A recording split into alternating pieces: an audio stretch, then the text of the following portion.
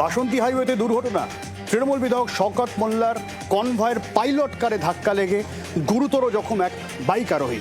তাকে এসএসকেএমে নিয়ে যাওয়া হয়। চিকিৎসার পর কিছুক্ষণের মধ্যে তার মৃত্যু হয়, এমনটাই খবর। বিধানসভায় যাওয়ার পথে দুর্ঘটনার কবলে পড়ল তৃণমূল বিধায়ক শওকত মোল্লার কনভয়। তার কনভয়ে থাকা পাইলট কারের ধাক্কায় প্রাণ হারিয়েছেন এক বাইক চালক। মঙ্গলবার সকাল 11টা নাগাদ বাসন্তী হাইওয়ের বামনঘাটার কাছে দুর্ঘটনাটি ঘটে।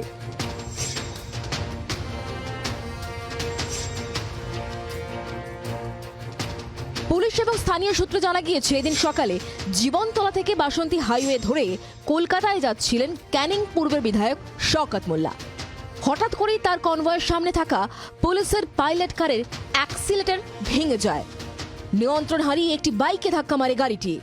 আমি যখন বিধানসভা আসছিলাম, আমার সামনে পাইলট কার ছিল।